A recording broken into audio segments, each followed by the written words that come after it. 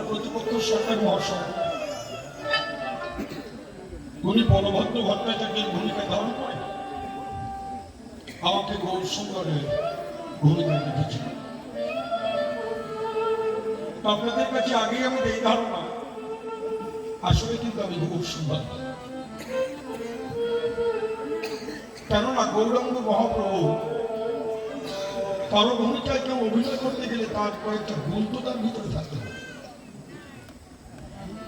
আমি বলি তাই মহাপ্রভু তো দূরের কথা, মহাপ্রভুর একজন ভক্ত, তার ভক্ত এবার হাজারো ভক্তের নিচে আসলে তার ভিতরে যে গুণাবলী আছে তা আমার ভিতরে। গৌরাঙ্গ মহাপ্রভুকে ডেকে বললেন, বৈষ্ণব ভাব ছিল মনে সার, কিন্তু ত্রিনাদ কৃষ্ণ পেতেই করে গেছিল। একজন মানুষকে মানুষ হতে গেলে, বৈষ্ণব হতে গেলে তার এই কয়েকটা গুণ থাকা আবশ্যকতা আছে।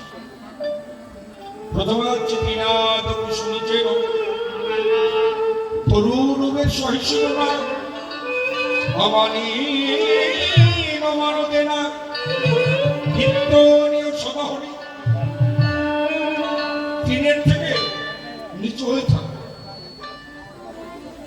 বৃক্ষের মতো গাছের মতো সহিষ্ণু। গাছের প্রাণ আছে, আমরা ক্লান্ত বলে পড়ে গাছের নিচে গিয়ে ছায়া গ্রহণ করি, কিন্তু যাওয়ার সময় আমার ডালের ডালটা টান দিয়ে গাছ ছায়া দেয়, অক্সিজেন দেয়, তারপর আমরা তাকে ধ্বংস করি। গাছ কিছু বন্ধ, তদ্রুপ একটা মানুষের সেই গুণ থাকবে।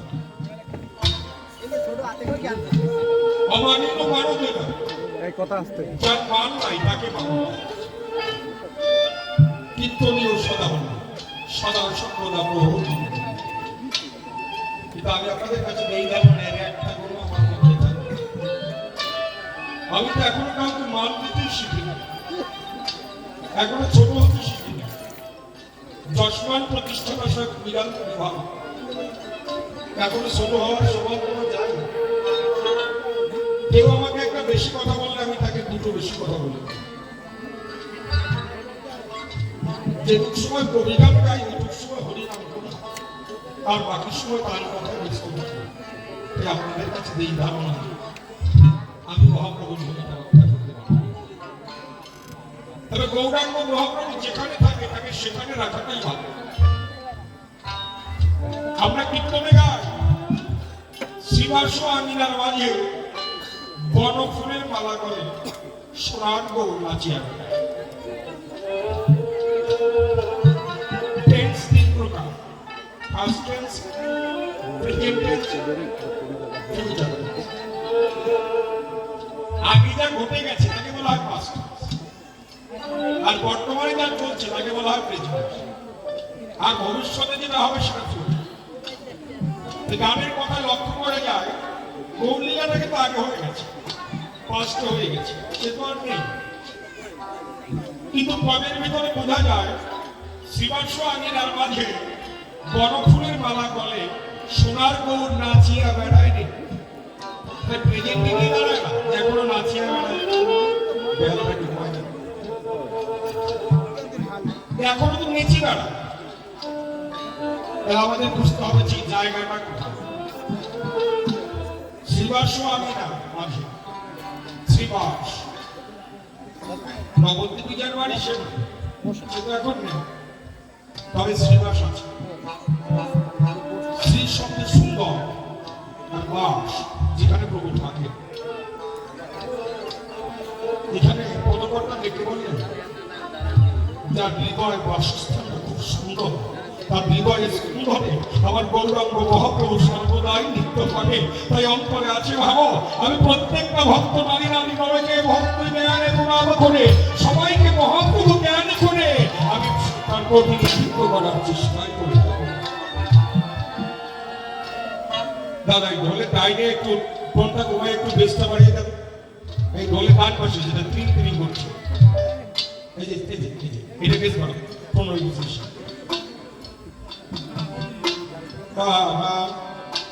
বসাই নিজের ঠিক থাকে যাতে তিনটা না করে।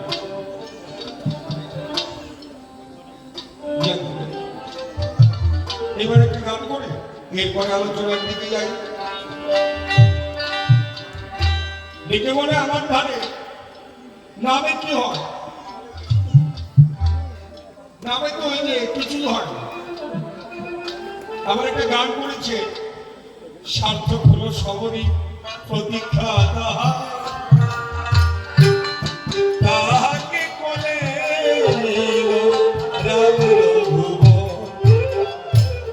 সবরই নামে কেউ ছিল, সে প্রভুর নাম গুণাগুণ করতো, প্রভু এসে তাকে কোলে নিয়েছে। তাহলে নামে যে কি হয় তার কাছ থেকে তোকে প্রমাণ পেলাম। কি বলো, কেউ যদি প্রভুর নাম গুণাগুণ করে অপেক্ষায় থাকে, আবার প্রভু এসে তাকে কোলে করে, তাহলে নামে যে কাজ হয়, এই প্রশ্নের জবাব তো তুমি দিয়ে গেলে। এই জন্য এটার জবাব বোধ হয় আমারও দেওয়া লাগবে না। তাহলে এইবার একটা গানে গাই, ও শুধু ধন থাকিলেই হয় না ধনী,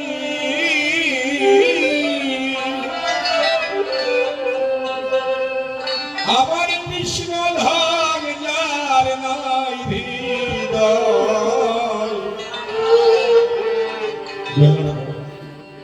এইভাবে কেবা ধনী আর কেবা গরিব, ও গো বোঝা বড়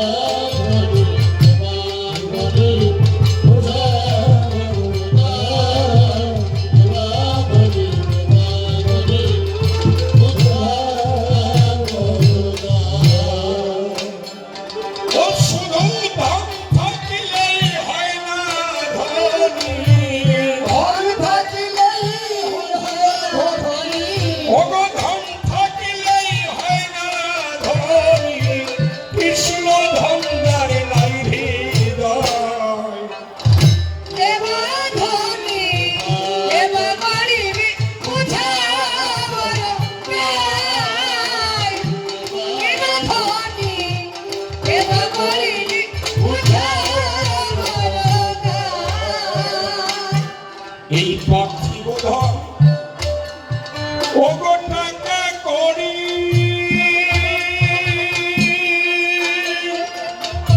এই টাকা করি ও মনরে বিষয় সম্পদ এই ঘর বাড়ি, একদিন যেতে হবে সকল ছাড়ি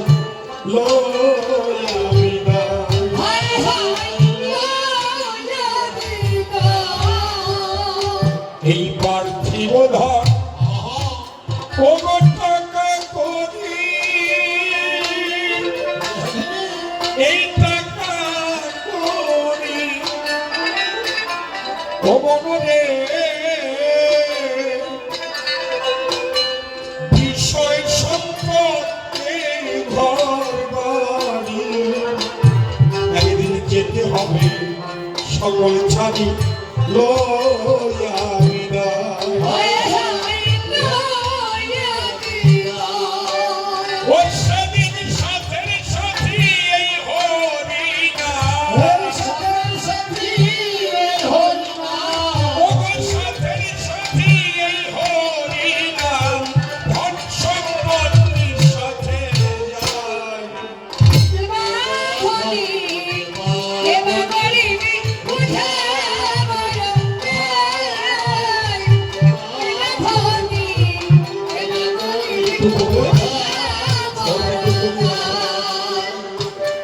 প্রশাসনিক বর্ণনা নেই, একটা গরিব মানুষ তার ছেলেকে নিয়ে ভাবা ভাবা করছে, অল্প করে দাও না, আমি তো লেখাপড়া জানি না, ছেলেটার একটু লেখাপড়া শেখাই। কিন্তু গরিব মানুষ কি না, টাকা পয়সা বেশি থাকে না। এখন ওই লোকটা করলো কি, ছেলেটাকে লেখাপড়া শুরু করতে স্কুলে পাঠালো, আর এই পাশ থেকে জমি রাখা বিক্রি করা শুরু করলো। গরিব মানুষ তো ছেলেটার লেখাপড়া শেষ হয়ে গেছে তাই এবার বাবার ওই ভিটে বাড়ি টুক ছাড়া এই আর কোন সম্পত্তি নেই। কিন্তু ছেলেটা মানুষের মতো মানুষ হয়েছে। এবার ডেকে বলে ছেলেটা গিয়ে মন্দির ঘরে ঠাকুর, এইবার তো আমার চাকরির দরকার হয়ে গেল। যদি আমি চাকরি না করি বাবা আমাকে কি খাবো? কিন্তু আপনাদের কাছে এই ধারণা ভগবান তার চাকরি দেন,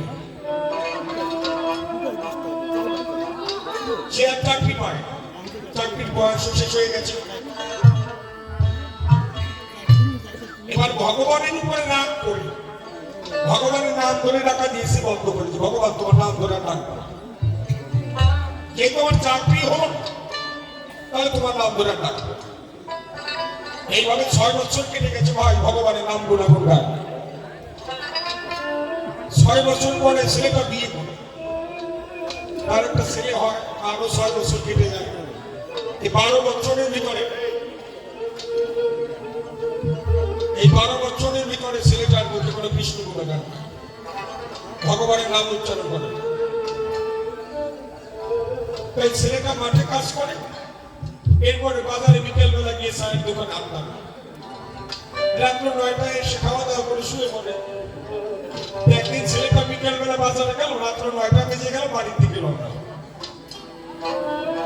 হঠাৎ করে যখন রাস্তায় এসে দাঁড়ায়, কোন একটা বাড়ি থেকে হরিধ্বনি উলুধ্বনি শুনতে প্রশ্ন জেগেছে নিজের মনে, যে রাত্র 9টা বাজে ওই বাড়িতে হরিধ্বনি উলুধ্বনি দেয় কেন? গিয়ে একটু দেখে আসে। ওই ছেলেটা যে ছিল ওই বাড়িতে গেল, গিয়ে দেখতে পায় ওইখানে ভাগবত পাঠনা শুরু হয়, ভাগবত একজন আস্বাদন করাচ্ছে, আর মাঝে মাঝে হরি কথায় কৃষ্ণ কথায় উলুধ্বনি। ওই ছেলেটা চিন্তা করে 12 বছরের ভিতরে তো একদিনের কৃষ্ণ কথা শুনলাম না, কিন্তু আসছি যখন কিন্তু দাঁড়া গেছে। প্রশাসনের বিপদ ওই ছেলেটা সবার পিছনে দাঁড়িয়ে দাদা ঢোলের সামনে একটু কমিয়ে রাখতো, দুর্গার সাথে একটু কমাই, ঢোলের সামনে একটু কমাই দেবো, করোনা করতে ঢোকা দিয়ে কৃষ্ণ সামনে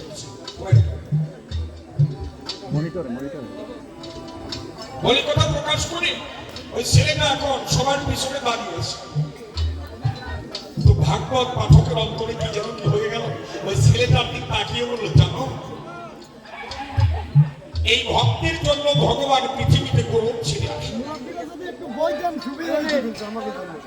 কিন্তু সবার কাছে তো আসে না। কেউ যদি ক্লাসের পরীক্ষায় পাস না করে পরবর্তী ক্লাসে ওঠা যাবে না। তদ্রূপ ভগবানের একটা পরীক্ষার ক্লাস আছে, ভগবানের এই পরীক্ষাটাই যে পাস করে ভগবান তারে দেখা দেয়। সেই পরীক্ষাটা কি? ভগবান বলেছে যে করে আমার আশ আমি করি তার সর্বনাশ, তবুও যদি সে না ছাড়ে পাস আমি কখন হই তার পাশ। ওই ছেলেটা মনে মনে চিন্তা করে, তাই আমি তো ভগবানের ক্লাসে পাস করতে পারবো। আপনারা জানেন ভাগবত পাঠ করছে, ভগবান যে বৃন্দাবনে এসেছিল তার নিদর্শন এখনো রেখে নেই। এখনো যদি কেউ বৃন্দাবনে যায়, রাধা কৃষ্ণের চরণের চিহ্ন বৃন্দাবনে আজও দেখা যায়। এখনো ভ্রমণে গুনগুন করে যাবে। ওই ছেলেটা ভাগবত মানুষের বাড়ি চলে আসছে, রাত আর ঘুমায় না। যখন সকালবেলা হলো, কাঁধে একটা ঝোলা নিয়ে বৃন্দাবনের দিকে রওনা। পিছন থেকে ছেলেটা তার ছেলেটাকে বলছে, বাবা ও বাবা, এই সকালবেলা কোন জায়গায় যাও? ছেলেটা ডেকে বলছে, খোকাটে আর সকাল নাই, আমার জীবনের সকাল অনেক আগে কেটে গেছে, বৃন্দাবনে যায়। ও আমারে নিয়ে যাও। লোকটা ডেকে বলে, ছেলের তার আজকে যদি যেতাম বলে তবে কি বলতে আমাকে নিয়ে যাও? আমি তো এই ধারণা এই জগতে কেউ কারো না।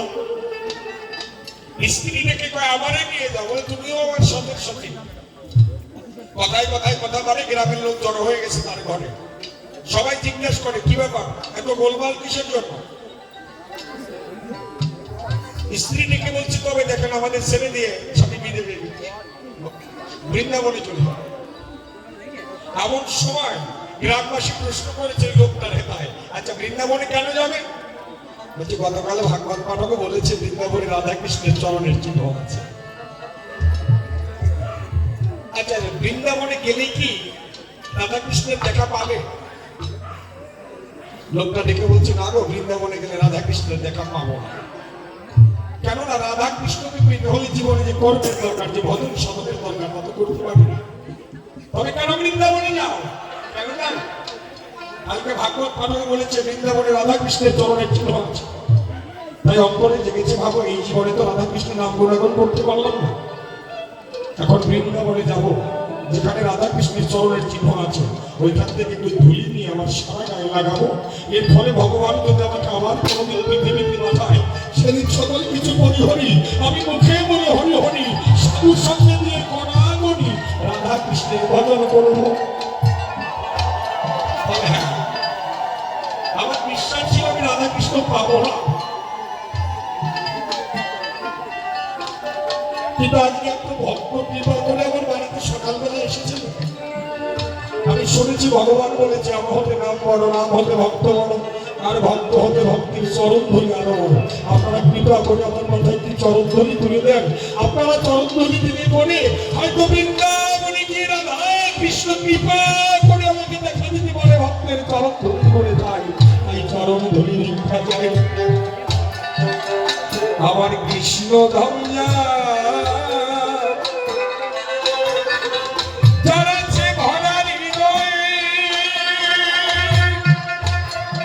ও গো ভরারি ও মনরে, সে তো সঙ্গে তুলনা হয় সারা বিশ্বময়, সারা বিশ্বময়।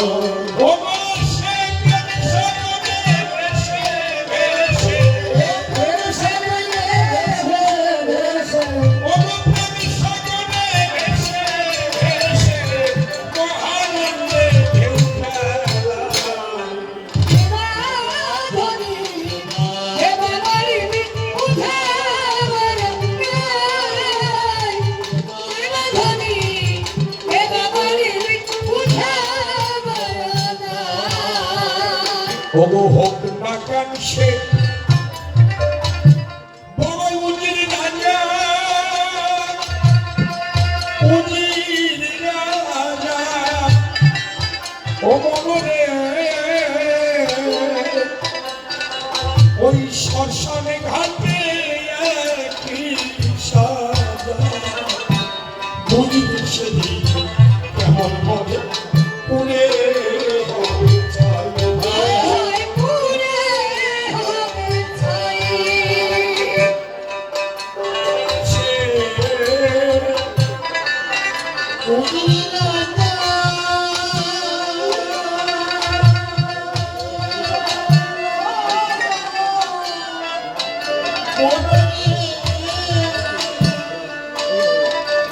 ওই শ্মশানে ঘাটে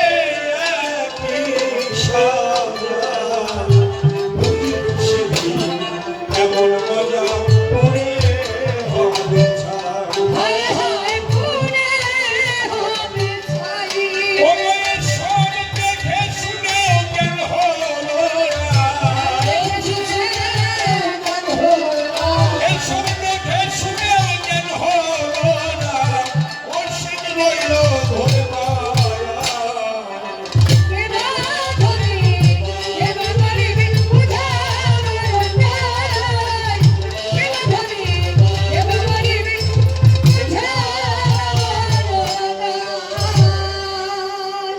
অগ্রবর্তী সেই করবে যার গুণ বন্যা সেই নিবেদন করতে লাগে।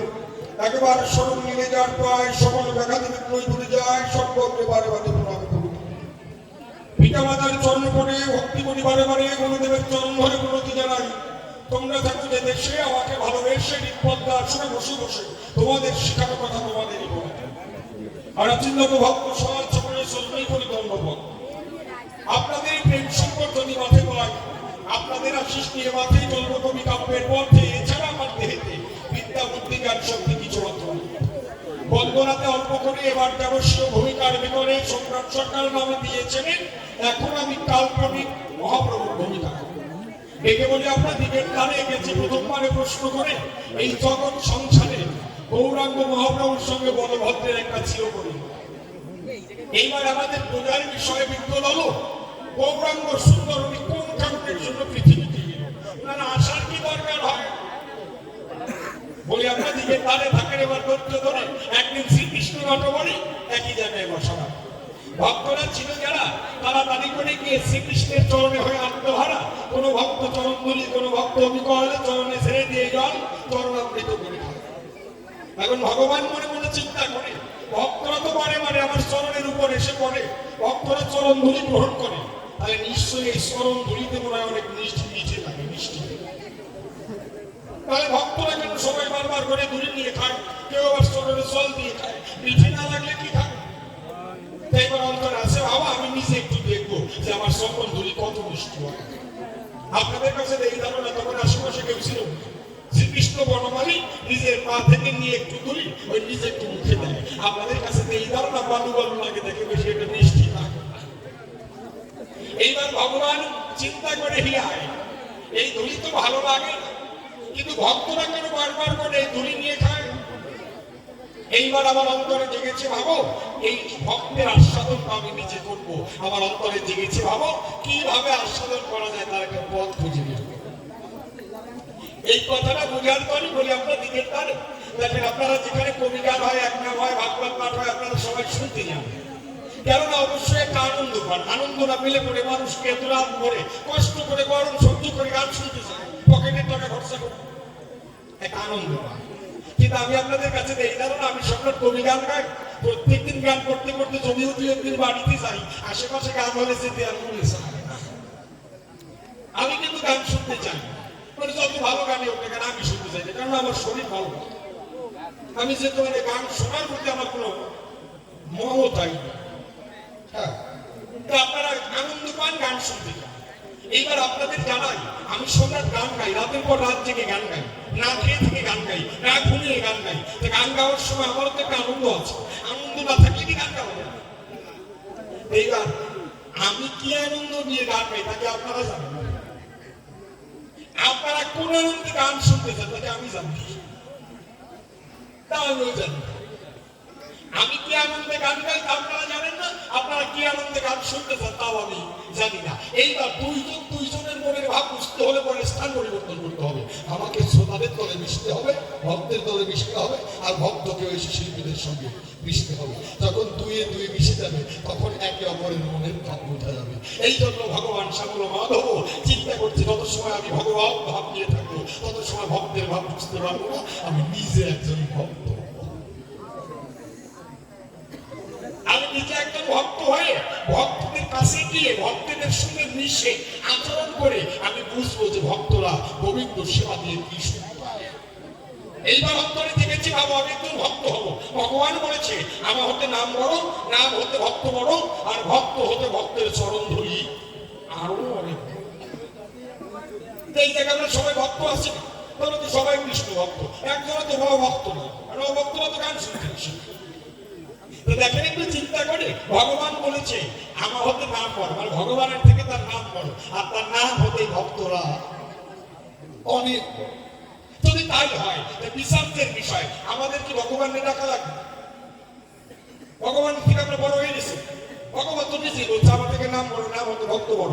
আমরা যদি বড় হয়ে থাকি বলতে রাখবো না বাকি, তাহলে ভগবান না আমরা ডাকবো কেন? ভগবান উল্টা আমাকে ডাকবো। কথাকে আমি মানে যুক্তি ছাড়া বলতেছি না বাবা, তো খারাপ কথা কই। হ্যাঁ, এটা অবশ্যই যে ভক্ত হয় ভগবানকে ডাকা লাগে না, ভগবানই তাকে ডাকে। কিন্তু বিচারদের বিষয় কি কি গুণ থাকলে একজন কৃষ্ণ ভক্ত হওয়া যায়, এই জায়গাটায় আসে যে কি কি গুণ থাকলে একজন কৃষ্ণ ভক্ত হওয়া যায়। ডক্টর মহানব্রত ব্রহ্মচারী যিনি ওনার গ্রন্থের ভিতরে লিখলেন তিনি কোটি জীবের মধ্যে থাকবে একজন, এক কোটি মানুষকে এক জায়গায় আনবেন, ওর ভিতর থেকে একজন জানি পাবেন কিনে তাই সম্ভব পাওয়া যেতে পারে। আপনারা বলতে পারেন তাহলে আমি বিসিএস ক্যাডার, আমি প্রভাষক, আমি ইঞ্জিনিয়ার, আমি ব্যারিস্টার, আমি এমবিবিএস, আমি ডাক্তার, আমি উকিল, আমি কি জ্ঞানী না? লেখাপড়া করলে জানা যায় জ্ঞানী স্বপ্রদত্ত বিষয়, এইটা সবাই পায় না।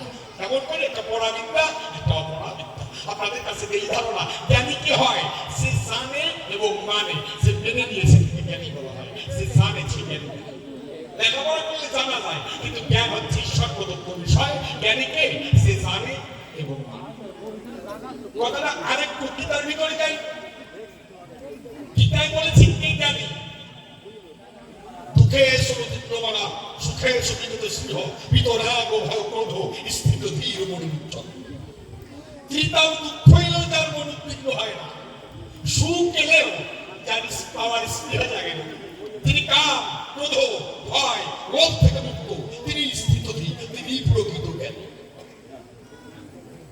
কঠিন হয়ে যাচ্ছে আর একটু সোজা করে বলছে। দেখেন একটু চিন্তা করে, সে জানে এবং মানতে শিখেছে তাকে বলা হয় জ্ঞান। যেমন গীতার আর একটা শ্লোক বললে আপনারা বুঝতে পারবেন। এই শ্লোকটা আমরা প্রায় সবাই বলে থাকি, অসাংখ্য চিন্তানি যথা বিহায় ভবানী গৃহন্নাথী নরহপরাণী তথা শরীরানি বিহাইয়ে না ন্যায়ানি সংজাতি নবানী দেহে। মানুষ যেমন পুরাতন বস্ত্র ত্যাগ করে নতুন বস্ত্র পরিধান করে, আমরাও তদু করি। এই জীর্ণ দেহটা ত্যাগ করে নতুন একটা দেহ ধরে। সে আত্মাকে ধরা যায় না, ছোঁয়া যায় না, অস্ত্রে কাটা যায় না, চলে শোকানো যায় না, রোদে শুকানো যায় না। অবিনশ্বর আত্মা তাই, সে আত্মার কোনো জন্ম মরণ নাই। আমরা যেমন কাপড় পুরনো হয়ে গেলে দেই ফেলি, তন্ত্র নতুন কাপড় পরে নেই, আত্মা তত করি। আপনাদের কাছে দিচ্ছি বলে দেহটা পুরনো হয়ে গেলে দেহটাকে ফেলে নতুন একটা দেহ ধারণ করি। এটা আমরা সবাই জানি না? জানি। আমরা কি মানি? আমরা জানি, কিন্তু আমরা মানি না। কেন মানি না? ওই যে বলেছি, সে আত্মাকে ধরা যায় না, ছোঁয়া যায় না, অস্ত্রে কাটা যায় না, জলে জমানো যায় না, রোদে শুকানো যায় না। অবিনশ্বর আত্মা নাই, মানে তার কোনো জন্ম মরণ নাই। এই দেহটার মধ্যে আত্মা আছে, দেহটা পূরণ হয়ে যাবে, আবার একটা দেহে চলে যাবে। তাহলে বুঝেছেন বিজ্ঞ গেল, একটা আত্মা একটা দেহে আসলো, ওই দেহটা পূরণ হলো, ওই দেহ ত্যাগ করে আর এক দেহে চলে গেল। এই দেহটা পূরণ হলো, দেহটা ত্যাগ করে আর একটা দেহে চলে গেল। সেই দেহটা পূরণ হলো, দেহ ছিল আত্মাটা আপনার আমার বাবার দেহে আসলো, বাবার দেহটা পূরণ হলো, আত্মাটা এবার অন্য দেহে আবার আশ্রয় নিল। এইবার আপনারা বলেন, বাবার দেহ থেকে আত্মা যখন চলে গেল, তখন আপনি কি মনে করে যাচ্ছেন? আপনি কাকে নিয়ে যাচ্ছেন? সে বাবাকে আপনি দেখেছেন, বাবাকে আপনি চেনেন।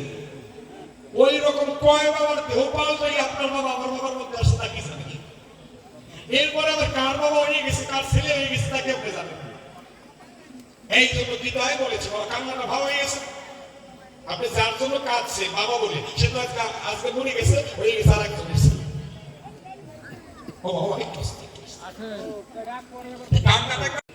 মানে ভদ্রলোকের উল্টো, কেমন ভদ্রলোকের পরিচয় দিচ্ছে। একা একা বিলের ভিতর দিয়ে হেঁটে যায় দাদা, দেখতে পারে আশেপাশে মাঠের মধ্যে রোদের মধ্যে কেউ নেই, একটা আছে ঘোড়া বাবা। এখন মনে মনে বেশি ভদ্রলোক চিন্তা করে, তাই একা একা বাড়ি যে ঘোড়া নাম একা আছে ওইটা নিয়ে বলছি, মানে বিশেষ ভদ্রলোক, ভালো ভদ্রলোক। ওই যে ওই চোরে করছে কি ঘোড়া নিয়ে আনা দিচ্ছে, কার ঘোড়া তা জানার দরকার নেই, কিন্তু নিয়ে আনা দিচ্ছে। এবার আমার মনে মনে চিন্তা করে, ঘোড়া নিয়ে যদি আমি বাড়ি যাই, লোকেরা প্রশ্ন করবে আমার কার ঘোড়া কোথায় পাইছি, মানে আমার তেমনি তোমার খাবার নাম আছে। অন্তরে করে ধারণা ঘোড়া নিয়ে বাড়ি যাবো না, এই ঘোড়া নিয়ে ভাঙ্গারাতে বিক্রি করে অকপটে টাকা পকেটে নিয়ে বাড়ি চলে যাবো, কেউ প্রশ্ন করবে না। বিশেষ চিন্তার অধিকারী ভালো ভদ্রলোক না। তো বলে আপনাদের কাছে ওই ঘোড়া নিয়ে ভাঙ্গারাতে বিক্রি করতে রওনা দিয়েছে। এই সময় একটা লোক বাঁশ গাছ তলায় বসে ছোটা যাচ্ছে কোন হরিষে, ওর পাশ দিয়ে লোকটা এখন জিজ্ঞেস করছে, দাদা ঘোড়া নিয়ে কোথায় যান? দেখে বলে ভাঙ্গারাতে বিক্রি করতে যান। এমন সময় দেখে বলে, দাদা ওই ঘোড়াটা কয় টাকা হলে বিক্রি করবেন? বলে 40,000 টাকা। যে ঘোড়া সস্তিছে সে দেখে বলে, ওই যে ওই চোরের কাছে, দাদা আমার কাছে তো এত টাকা নাই, আমার কাছে 20,000 টাকা আছে, এই 20,000 টাকা ঘোড়াটা দেওয়া যায়? চোরে কয়, ও বসাই কেমন দাম কও? এখন আমার কিনা দাম হয় না, আর কিনা দাম হয় আনছে চুরি করে কিনা দাম হয়। আমার কাছে তার টাকা পয়সা, দোকানে চলে যাও। প্রশাসনের বিজ্ঞ হলো যখন ওই লোকটা রওনা দিল, ভাঙ্গারাতে যখন চোখ বসে গেছে, এবার যারা গরুর হাটে ঘোড়ার হাটে যায়, দালালের কেন অভাব, ওই চোরে এক দালালের পাল্লায় ঘুরিয়ে গেছে। দালালের চোখ থেকে ঠিক পেয়েছে, কাস্টমার নতুন মনে হয়, ওরা তো সব জায়গায় ছিল। এখন দালাল আগে জিজ্ঞেস করছে, ও ভাই ঘোড়া বিক্রি করবেন? হ্যাঁ। কয় টাকা? 40,000 টাকা। তালা লেখা কন কি এত ভালো ঘোড়া এর দাম হওয়া উচিত 1 লক্ষ টাকা। আপনি 40,000 টাকা চাইলেন, ঘোড়া কি আপনার ঈশ্বরের মন্দিরে দূর হয়ে গেছে। মানে তোর দালালের হত্যা করছে, দালাল তবু তবু। এখন দালাল কয়ে ঘোড়া কি আপনার? হয়তো আমার ঘোড়া, কত কম দাম চাইলেন কেন? এত কম দাম চাইলেন কেন? শোনে বলে দালালের ধার, আমার ছেলেটার গায়ে সব। এখন ছেলে মরে মরে অবস্থায় ঘোড়া দিয়ে করবো কি? ঘোড়া বিক্রি করে দেবো, যা পাবো সেটা খালি বাড়ি দিয়ে ছেলে বসা ও তো কম। এখন যে দালাল সে বলে দাদা আমার তো আরো বিশ্বাস হয়, এত বড় ভালো ঘোড়া 40,000 টাকায় দিবেন, মনে হয় ঘোড়ার কোনো লোক আছে আর না ঘোড়া দৌড়িতে পারে। বলে না দাদা আমার দাবই রে ঘোড়া, আমি প্রত্যেকদিন ঘোড়া দাবত দিই, আমার দৌড়িল ঘোড়া। এখন দালালে কথা আমি টেস্ট করে দেখি, এই সমস্যা কয় করে দালালে আপনি আমার সাথী দেখতে পারেন, বলে বিশ্বাস বানাচ্ছে সাথী ধরাই দিয়ে ঘোড়ার উপরে দালাল উঠে গিয়ে বাড়িতে ঘোড়া নিয়ে চলে গেছে। যখন ঘন্টা খানি কাইটে গেছে এই সমস্ত ঠিক পেয়েছে, দুই দেওয়া ভালো ও আমার তার একটা কুকুর আমি শুনি বিড়ালছে, ও দালালি করে নিয়ে গেছে। তাহলে তো সাথী আছে ভাই, ওই সাথী নিয়ে ঘুরেতে ঘুরেতে বাড়ির দিকে রওনা দিয়েছে, জানে তো আর আসবে না, ওই নিয়ে গেছে ও আর আসবে না। ওই সাথী যে দালালের সাথী ছিল ওইটা নিয়ে বাড়ির দিকে রওনা দিল। এইবার ওই যে বাঁশ গাছ তলায় বসে যে লোকটা মনোরম যে সোফাস আছে সেটাকে বলো দাদা 20,000 টাকা তো বলছিলাম দিলেন না। মনে মনে চিন্তা করে 20,000 তোর 15,000 দিল বললা হইতে যে কাজ হয়ে গেছে। ও দাদা ঘোড়াটা তো আমার দিলেন না, বলেন আমার নিকটে নিয়ে গেলেন ভাঙ্গার হাটে, ভাঙ্গার হাটে গিয়ে ঘোড়াটা কয় টাকা বিক্রি করলেন? এবার সরে কয় দাদা আমার যে দামে কেনা ওই দামে বেচা, লাভের মধ্যে সাথী। আপনার একটা দেহ ছিল, ওই দেহ থেকে আপনার বাবার দেহ আমার বাবার দেহ আসলো, এই দেহটা ছেড়ে অন্য একটা দেহ চলে গেল, কারো সন্তান হয়ে আছে, কাঁদলেন কার জন্য? কান্নাটাই থাক, এটা বলে মায়ার কান্না। এই জন্য ডক্টর মহানন্দ ব্রহ্মচারী যিনি পরিষ্কার করে বললেন, তিনি কে যে জানে এবং মেনে নিয়েছে, যার পিতার দুঃখেও কোনো দুঃখিত হয় না, সুখ এলেও যার স্পৃহা যাবে না, যে কামক্রোধ ভয় থেকে মুক্ত, সেই হচ্ছে প্রকৃত জ্ঞানী। এইগুলো পাওয়া যায় 1 কোটি মানুষের মধ্যে মাত্র 100। এইবার আর 1 কোটি মানুষ খুঁজে আর একজন জ্ঞানী, আর 1 কোটি মানুষ খুঁজে আর একজন জ্ঞানী আনি, আর 1 কোটি মানুষ খুঁজে আর একজন জ্ঞানী আনি। যদি এবার 1 কোটি জ্ঞানীকে এক জায়গায় করা যায়, মানুষ লাগবে কয় কোটি? 1 কোটি জ্ঞানী যখন এক জায়গায় থাকবে, এবার ওই 1 কোটি জ্ঞানীর মধ্যে পাওয়া যাবে মাত্র একজন মুক্ত। 1 কোটি জ্ঞানীর মধ্যে থাকবে একজন মুক্ত। মুক্তকে ভগবান শ্রীকৃষ্ণের একটা বহিরঙ্গা শক্তি, একটা অন্তরঙ্গা শক্তি। বহিরঙ্গা শক্তি কি? বহিরঙ্গা শক্তির নাম হচ্ছে মহামায়া, আর অন্তরঙ্গা শক্তির নাম হচ্ছে যোগমায়া। মহামায়ার কাজ হচ্ছে ভক্ত ভগবানকে সরিয়ে রাখা, দূরে ভুলিয়ে রাখা, দূরে সরিয়ে রাখা। আর যোগমায়ার কাজ হচ্ছে যোগে যুক্ত ঘটাইয়া জীবাত্মা পরমাত্মার মিলনে করিয়ে দেওয়া, দেহ এবং দেহের সঙ্গে সম্পর্ক করিয়ে দেওয়া। প্রশাসনের হয়ে আসক্ত একবার যদি কেউ হয় যোগে যুক্ত, ধ্যানে যুক্ত হলে পরে প্রশাসনের নারী নড়ে, তখন জীবাত্মা পরমাত্মার সঙ্গে মিলন হয়ে যায়।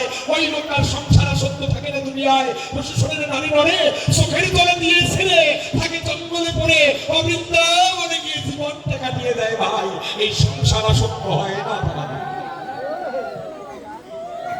তাহলে এগুলো পাওয়া যায় 1 কোটি জ্ঞানীর ভিতরে একজন মুক্ত। এইবার আর 1 কোটি জ্ঞানী খুঁজে ওর মধ্যে আর একজন মুক্ত বের করবো, আর 1 কোটি জ্ঞানী মানুষ খুঁজে ওর মধ্যে আর একজন মুক্ত বের করবো। এইবার যখন এক জায়গায় আনা হবে 1 কোটি মুক্ত, ওই 1 কোটি মুক্তর মধ্যে পাওয়া যাবে একজন দুর্লভ কৃষ্ণ ভক্ত। তাই আমার ভগবান বলেছে, আমার হতে নাম বড়, নাম হতে ওই ভক্ত বড়, আর ওই ভক্ত হতে তার চরণ ধরি।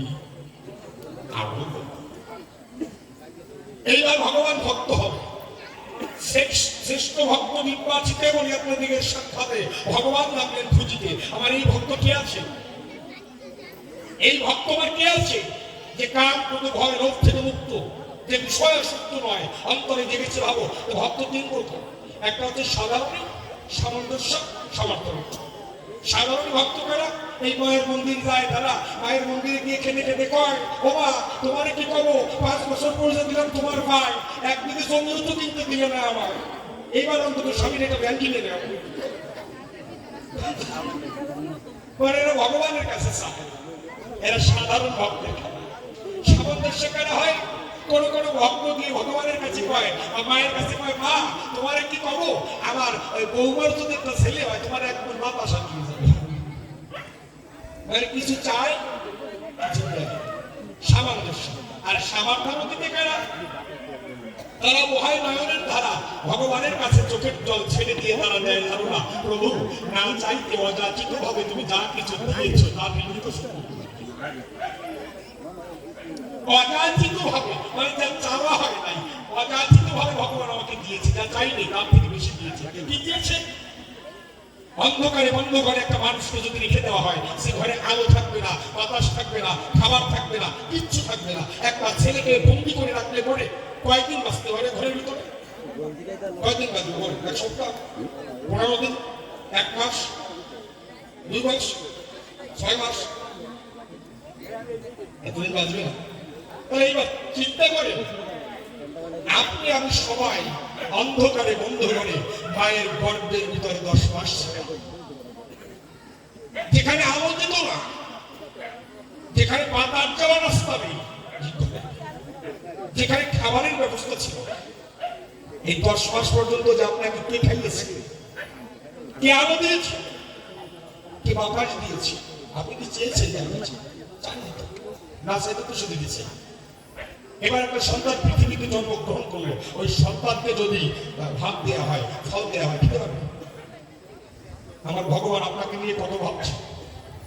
মায়ের মুখে সুধার মধ্যে ঢেলে দিয়েছে, ওই দুধের ভিতরে কতটা প্রোটিন হলে বাচ্চা সন্তান বেঁচে থাকতে পারে ভগবান ঠিক দিয়েছে। কতটুকু ঝাল লাগবে, কতটুকু গরম ওই বাচ্চা সন্তানের ঠোঁটে সহ্য হবে, আমার ভগবান ওই দুধ গরমে দিয়েছে। কতটুকু লবণ লাগবে, কতটুকু ঝাল লাগবে, ওই দুধটা খেয়ে সন্তানটা বেঁচে থাকতে পারবে। আপনি চান নাই, না চেয়ে দিয়ে দিয়েছে। চাওয়ার শক্তি ছিল না, এই বরণ শক্তিটা ভগবান দান করলো। তুমি আমার কাছে চাও, চলতে পারতেন না, এই চলার শক্তি আপনাকে দান করলো। বলেন যে ভগবান অযাচিত ভাবে এত কিছু দিয়ে গেল, এর বিনিময়ে ভগবানকে আমরা কি দিতে পেরেছি? প্রকৃত ভক্ত যারা, এই জ্ঞানী ভক্ত বুঝতে পেরে তারা দেয় ভালো না, ও প্রভু না চাইতে এত কিছু দিয়েছ, এখন তোমাকে তোমার কাছে চেয়ে আর ছোট হবো না। কেননা এবার অন্তরে আছে ভাবো, আমি তোমাকে দেবো। সেটা কি? তোমার যদি দুঃখ থাকে না হয় আমার মুখে, আমার কাদাই বন্ধু তুমি থাকো সুখে। ভালোবাসা দিতে এসেছি, ভালোবাসা আমি চাই, চরম ভরে কাঁদিতে এসেছি বন্ধু, তোমার কাদা দিতে আসে। এত কিছু ভগবান দিল, তার বিনিময়ে আমাদেরকে দিতে হয়। একদিন ছিল নারদমণি, আপনারা কাছের লোকে জ্ঞানী করে নারদমণি গোবিন্দের কাছে প্রশ্ন করলো, তবে ও ভগবান এই ভক্তরা কি দিয়ে পুজো দিলে তুমি এই ঋণ সকল কিছু মাফ করে দেবে? কি দিয়ে পুজো দিলে এই যে এত ঋণ হয়ে আছে আমরা মাফ হয়ে যাবে? ভগবান ডেকে বলছে, তবে এত কিছু আমাকে দিতে হবে না, আমি যা দিয়েছি ভক্তকে আমাকে দিতে হবে না। কোনো ভক্ত অবিকল আমার চরণে যদি দিতে পারে একটা মাত্র ফল, এই ফল দিতে হবে, আর কিছু। কিন্তু নারদমণি তো ভক্ত, নারদমণি দিয়েছে ধারণা, ও গোবিন্দ সবসময় তো কাছে ফল থাকে না, যখন ফল থাকবে না তখন কি দেবে? সবসময় কাছে ফল পাবে না। এখন গোবিন্দ ডেকে বলছে, বলেছিস তো সত্য কথা, আচ্ছা তাহলে ফল দিতে হবে না। কোন ভক্ত যদি আমার চরণে দেয় দুটো তুলসী পাতা, দিতেই হবে, মানে কোয়াই নিয়ে আসে। এমন সময় নারদ দিকে দেয় ধারণা, ও প্রভু সবসময় তো গাছে পাতাও থাকে না, পাতাও তো ঝরে যায়, যখন গাছে পাতা থাকবে না তখন কি দেবে? এমন একটা কিছু বলো না সবসময় পাওয়া। ভগবান ডেকে বললেন, ঠিক আছে না, তাই বলছি, ফল দিতে হবে না, তুলসী পাতা দিতে হবে না। কোন ভক্ত যদি 2 ফোঁটা গঙ্গা জল আমার চলে, নারদ দিল ধারণা সবসময় তো গঙ্গায় জল থাকে না, যখন ভাটা হয়ে যায় গঙ্গা জল শুকিয়ে যায়। ভগবান ডেকে বলছে, আমি ওই গঙ্গার কথা তো বলি নাই বাবু, দেবো আমি বলি তোর কাছাকাছি আমি ভক্তের 2টো নবগঙ্গা দিয়েছি, তাদের চোখের সময় কয় কোন ভক্ত কৃষ্ণ গোবিন্দ বলে আসতে পারে যদি নয়নে জলে, এই চোখের জল আমার চরণে তলে দিলে আমি তার ঘরে শুনে শুনে বাঁধা হয়ে থাকি কৃষ্ণ।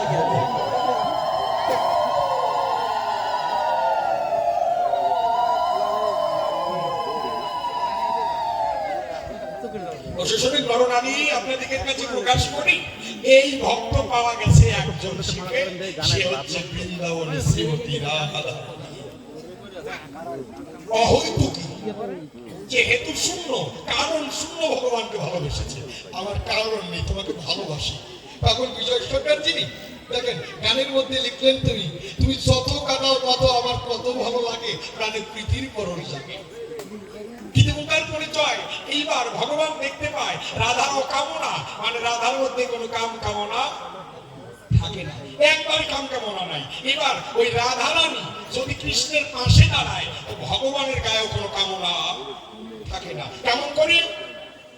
কোন এক সাধু ব্যক্তি নিঃস্বামী কবির চুক্তি, তার অঙ্গে পরশ করলে পরে দেহের কামনা তখন থাকে না। এবার আমার মায়েদের বুঝানোর পরে বলতে রাখবো না বাকি। ওমা, ওই বৃন্দাবনে একটা ডালে বসে ঝগড়া করতেছে দুটো পাখি, একটা নাম হচ্ছে সুখ আর একটা নাম হচ্ছে শাড়ি। এটা তো সবাই জানে, তাই না? এই দ্বন্দ্বটাকে নিয়ে দেখেন, এই জগতে পুরুষ যারা পুরুষের দলে কথা কয় তারা, আর নারী মানুষ কিন্তু নারী দলই টানে, টানে না? বুড়ি হইলেও দেখবেন এক শরীর দিকে টানে, টানে না? দেখবেন একটা মেয়ে যদি বাইরে চলে যায়, তারপরে বুড়ি ঘরে বসে কয় তোরা যত ঘর খারাপ করছিস কত খারাপ হোক, বুড়ি হয়ে গেছে তাও কিন্তু টানবে, মানে একটা বাইরে পুরুষ পুরুষের টান টানে আর নারীরা নারীর টান টানে। সুখ যে পাখি নয়, সে তো কৃষ্ণের গুণগান গায়, আর শাড়ি গায় রাধার গুণগান। এইবার সুখ বলে রাধা শাড়ি, আমি তোমার কাছে প্রকাশ করি আমার কৃষ্ণ কত বড়, কত বড়, বলো বলো কত বড়। সুখ বলে আমার কৃষ্ণ জগতের গুরু,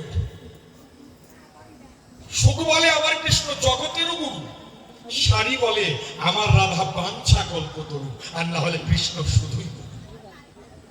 এই ধারণা, গুরুতে যদি ভক্তের মনের ইচ্ছে বাঞ্ছা পূর্ণ করতে না পারে, গুরু দিয়ে কোনো লাভ হয় না। কৃষ্ণ জগতের গুরু হতে পারে, কিন্তু রাধা এমন শক্তি যে ভক্তের বাঞ্ছা পূর্ণ করতে পারে। সুখ বলে আমার কৃষ্ণ কি করেছিল, শাড়ি বলে আমার রাধা শক্তি যাতে দিল। আমার রাধা যদি শক্তি সঞ্চয় না করতো, কৃষ্ণ গিরি ধরে রাখতে পারত। সুখ বলে আমার কৃষ্ণের কদম তলায় থানা, শাড়ি বলে তাতে কি আমার রাধা করতো আমাকে না, আমার রাধা যদি না যেত কৃষ্ণ জীবনে কদম তলা যেত না। আমার রাধা যায় বলে কৃষ্ণ নীল কমলে বারবার করে রাধার পিছনে পিছনে কদম তলায় থানা বানিয়েছে। সুখ বলে আমার কৃষ্ণের মাথায় ময়ূর পাখা, শাড়ি বলে তাকিয়ে দেখো পাখার উপর আমার রাধা নামটি লেখা। সুখ বলে আমার কৃষ্ণ মদন মোহ, শাড়ি বলে আমার রাধা বামে যতক্ষণ ততক্ষণ কৃষ্ণ মদন মোহ, আর না হলে কৃষ্ণ শব্দের অর্থ হচ্ছে কাল। যার জন্য ভাগবত উদ্ধৃতি দিলেন, শতকোটি গোপিনীতে না হয় কৃষ্ণের কামনিক পাপন, একা রাধারানী বামে গেলে তখন হয় কৃষ্ণ মদন মোহ। কেমন করে? এইবার বলে আপনাদের ধারে শ্রীকৃষ্ণ একদিন নিজে নিজে চিন্তা করে, বলে আপনাদের কাছে প্রত্যেকটা মানুষের ভিতরে আনন্দ আছে, প্রত্যেকটা মানুষের ভিতরে আনন্দ আছে। আপনার ভিতরে কত আনন্দ আছে, কতটা আনন্দ আপনি কি নিজে পরিমাপ করেছেন?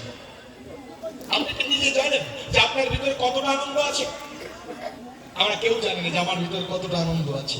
আমার ভগবান শ্রীকৃষ্ণ যিনি নিজের আনন্দটাকে দেখানোর পরে উনি নিজের দেহ থেকে আনন্দ শক্তিটাকে বের করে আলাদা করে রাখলেন। অন্তরে আসি ভাবো, আমার ভিতরে মানে স্রষ্টা ভাবছে যে আমার কত আনন্দ, আমি নিজে দেখবো আমার আনন্দটা রূপ কেন আমার ভালো লাগে, কেন আমার খুশি লাগে, কেন আমার আনন্দ লাগে, এই আনন্দ রূপটাকে আমি দেখবো। শ্রীকৃষ্ণ যেজন ছিল ওনার বাম অঙ্গ হতে আনন্দ শক্তি লাধিনী শক্তি বের করে দিল। যখন লাধিনী শক্তি বের করলো, একটা রূপ হয়ে দাঁড়ালো আছেন যত জ্ঞানী গুণী, ওই রূপটাই হচ্ছে শ্রীমতী রাধা ঠাকুরানী।